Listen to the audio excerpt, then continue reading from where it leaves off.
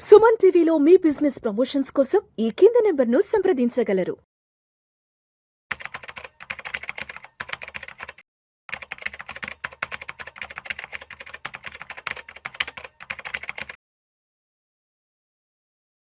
Suman TV ప్రేక్షకులకు స్వాగతం. నేను doctor Anil Kumar Bacchu, certified financial ప్లానర్ని, ఆంఫీ రిజిస్టర్డ్ మ్యూచువల్ ఫండ్ డిస్ట్రిబ్యూటర్ని కూడా.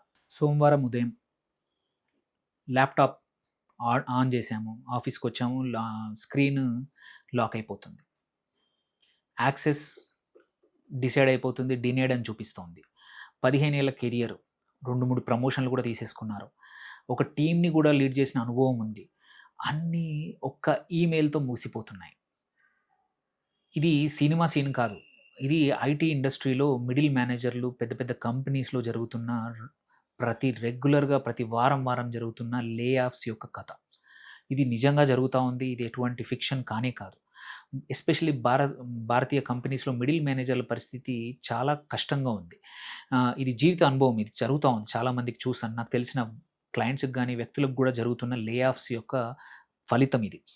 సో ఈ లే ఆఫ్ సునామీ అనే వెనుక నిజమైన డేటా, మిడిల్ మేనేజర్లు ఎందుకు జరుగుతుందని ఈ వీడియోలో తెలుసుకుందాం. దాని తర్వాత మీ ఫైనాన్స్ని ఎలా కాపాడుకోవాలి, ఇట్లాంటి సిచ్యువేషన్ ఎలా ఎదుర్కోవాలి, దీని నుంచి ఎలా బయటికి రావాలనేది కూడా యాజ్ ఎ ఫైనాన్షియల్ ప్లానర్గా ఫైనాన్షియల్ ఆస్పెక్ట్స్లో ఎలా బయటికి రావాలనేది నేను ఈ వీడియో ద్వారా చెప్పాలనుకుంటున్నాను. ఈ వీడియో నలుగురు మీ సర్కిల్లో ఉన్న ఐటీ మిడిల్ మేనేజర్ కానీ, ఐటీ ఎంప్లాయీస్కి కానీ, ఇది ఓన్లీ మేనేజర్లకే కాదు, ఈవెన్ ఐటీ ఎంప్లాయీస్ కూడా జరుగుతూ ఉంది. కొన్ని టీమ్స్ని తీసేస్తూ ఉన్నారు లే ఆఫ్స్ ద్వారా. నలుగురికి పంపించండి, కంపల్సరీ ఈ వీడియో యూస్ఫుల్ అవుతుంది, చివరి వరకు చూడండి, నలుగురికి షేర్ చేయండి.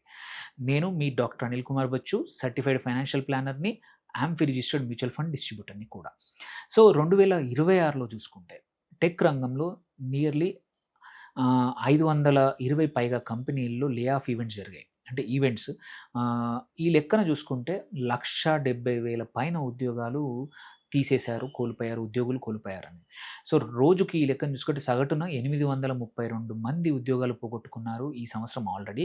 This is all reported, unreported కాదు, రిపోర్టెడ్ నంబర్స్, మీడియాలో వచ్చిన నంబర్స్ మాత్రమే. ఈ దూరం ఇలాగే కనబడితే 2026 చివరి కల్లా దగ్గర 3,70,000 మంచి వెల్ పేయింగ్ ఉద్యోగాలు పోతాయి. సో ఇందులో ఏంటంటే జనవరిలో చూసుకుంటే లే ఆఫ్ ప్రకటనలో ఏఐ అనేది అందరూ చెప్పిన కారణం. దగ్గర 7% ఉద్యోగాల తీసేయడంలో ఏఐ అనే కారణం చూపించారు. అది మే చివరి నాటికి 40% అయింది. అంటే ఏఐని బూచిగా చూపించడం అనేది ఎక్కువగా జరుగుతూ ఉంది. ఇప్పుడు ఏఐ ఒక టెక్నాలజీయే కాదు, ఇది కంపెనీలకు కాస్ట్ కటింగ్ చేయడానికి ఒక మార్గంలాగా కనబడతా ఉంది. అంటే అదొక సాకుగా చూపిస్తూ ఉన్నారు. ఎంతవరకు నిజం అనేది పోను అందరికీ తెలుస్తుంది. బట్ ఏఐని సాకుగా చూపించి చాలామంది ఉద్యోగులను తీసేసి లే ఆఫ్ చేసేస్తూ ఉన్నారు.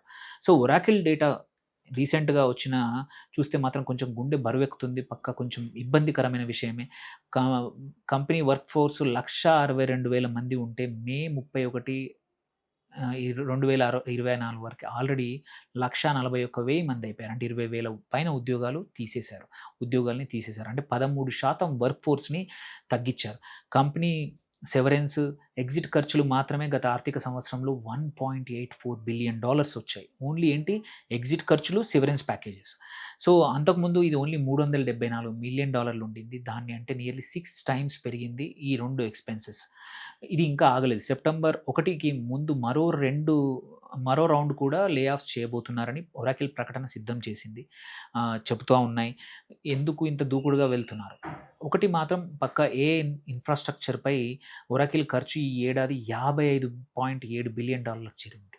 అంటే ఏం చేస్తుందో దాని నుంచి వచ్చే ఫలితం ఏందో తెలియదు కానీ బట్ ఇన్ఫ్రాస్ట్రక్చర్ మాత్రం ఏఐ కంపెనీలు అడ్డగోలుగా ఖర్చు పెడతా ఉన్నాయి. ఆల్రెడీ ఇన్వెస్టర్స్ కూడా క్వశ్చన్ చేస్తూ ఉన్నారు, ఇంత అడ్డగోలు ఖర్చు అన్ని కంపెనీ, ఒక ఒరాకిలే కాదు, ఏఐకి ఇంత పెడుతున్నారు, దాని నుంచి వచ్చే రిటర్న్స్ ఏంటి, ప్రతి నెల దాన్ని మెయింటైన్ చేయడానికి ఖర్చు ఏంటి, ఇదన్నీ కూడా క్వశ్చన్ చేస్తూ ఉన్నాయి.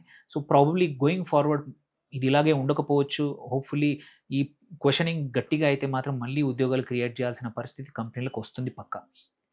సో దీనికోసం యాక్చువల్లీ ఏంటంటే ఈ కంపెనీ నియర్లీ ఒరాకిల్ $43 బిలియన్ అప్పు చేసింది, $5 బిలియన్ ఈక్విటీని కూడా సేకరించింది.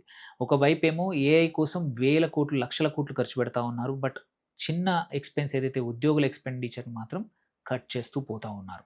సో, దీని ప్రభావం భారత్‌లో కూడా చాలా తీవ్రంగా ఉంది. ఎందుకంటే ఒరాకిల్‌కి హైదరాబాద్‌లోనే కాకుండా బెంగుళూరులో, పూణేలో కూడా నియర్లీ 12,000 మంది ఉద్యోగాలకి లాస్ట్ డే ఈమెయిల్స్ వచ్చాయి. అంటే ఇండియాలోనే 12,000 మంది కీ ఎంప్లాయీస్‌కి ఆహ్, ఒరాకిల్‌లో తీసేయాల్సొచ్చింది.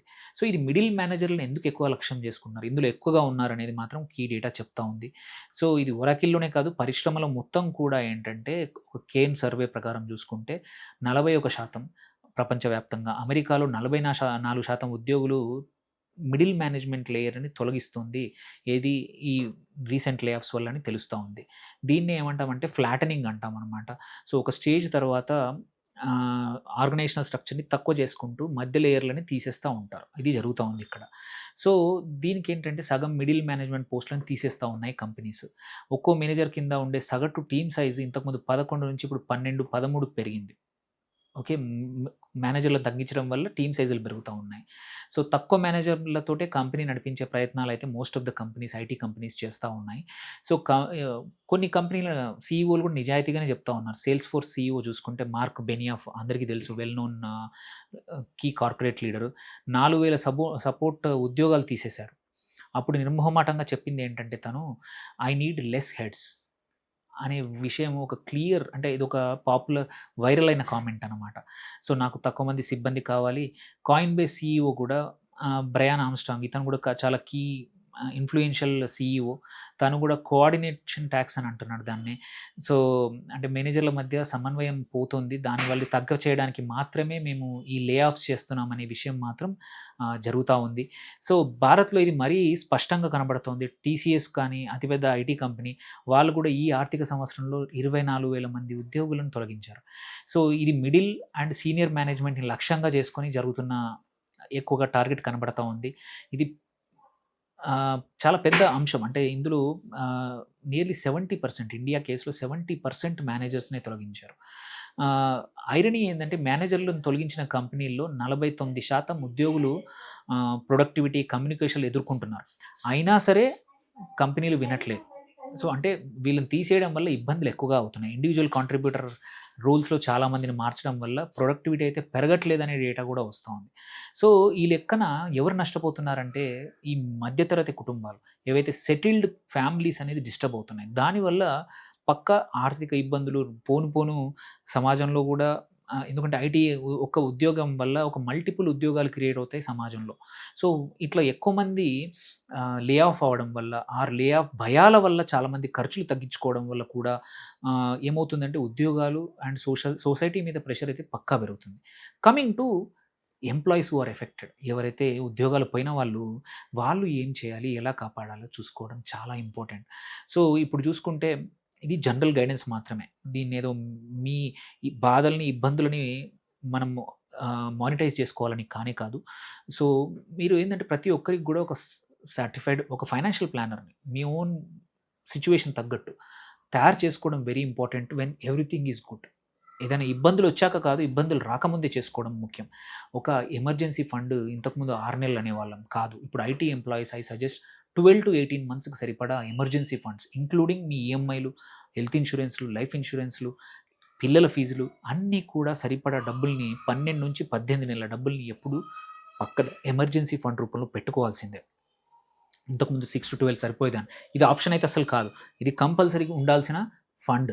దాని తర్వాత రెండోది కొత్త ఈఎంఐలు, పెద్ద పెద్ద ఈఎంఐలు, లైఫ్ స్టైల్‌కి సరిపడా అనవసరంగా పెట్టే ఈఎంఐలు అండ్ సాలరీలో ఎక్కువగా ఈఎంఐలు పెరిగిపోతా ఉంటే మాత్రం కంట్రోల్ చేసుకోవాల్సిన అవసరం ఉంది.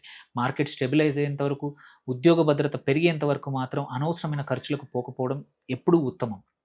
సో, మూడోది మాత్రం హెల్త్ ఇన్స్యూరెన్స్ సొంతంగా తీసుకోవాల్సిన అవసరం చాలా ఉంది.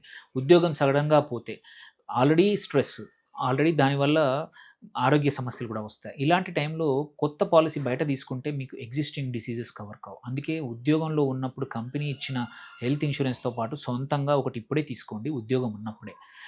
దేర్‌బై ఏంటంటే ఉద్యోగం ఏమైనా అయినా కానీ, బాధ్యత లేకపోయినా కానీ మీ హెల్త్ ఇన్స్యూరెన్స్ అనేది కవర్ అవుతుంది. అట్లాగే నాలుగోది ఇంపార్టెంట్ ఏంటంటే సివరెన్స్ ప్యాకేజ్‌ని ఎప్పుడు జాగ్రత్తగా అర్థం చేసుకోవాలి. వాళ్ళు ఏమి ఇస్తున్నారు, ఎంత ఇస్తున్నారు అనేది వెరీ ఇంపార్టెంట్. సో, మీ నోటీస్ పీరియడ్ ఏంటి, చట్టపరమైన మీకు హక్కులు ఏమైనా ఉన్నాయా, అవన్నిటి గురించి కూడా ముందే తెలుసుకుంటే తప్పే లేదు. ఓకే, అది పక్కా తెలుసుకోండి. సో దీంతో పాటు పెట్టుబడులు ఏవైతే ఉన్నాయో లిక్విడిటీ ఉన్న పెట్టుబడుల్లోకి దిగండి.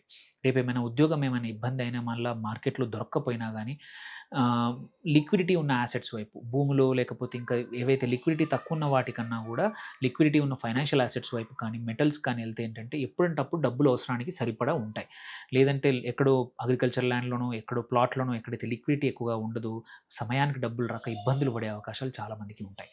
సో చివరిగా నేను చెప్పే మాట ఒకటే, మీ లైఫ్ అనేది ఒక ఉద్యోగం వల్ల డిఫైన్ కానే కాదు. లే ఆఫ్ అనేది మీ వైఫల్యం కాదు, ఆ కంపెనీ మేనేజర్లు వాళ్ళు మేనేజ్ చేయలేక మిమ్మల్ని తీసేయాల్సి వస్తుంది తప్ప మీ వల్ల కాదు.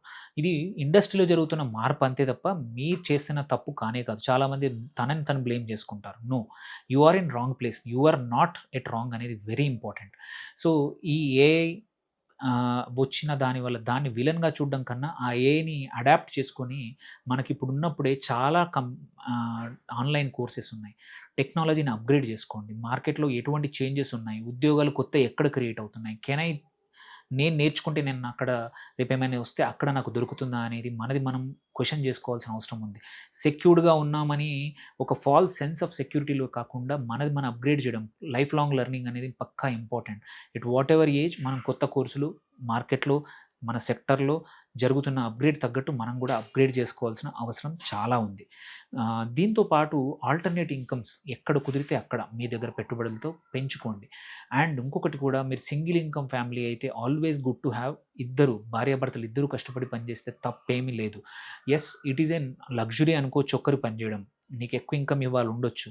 బట్ సేఫ్టీ నెట్ కోసం have second income, third income, fourth income చిన్నదైనా పర్లేదు.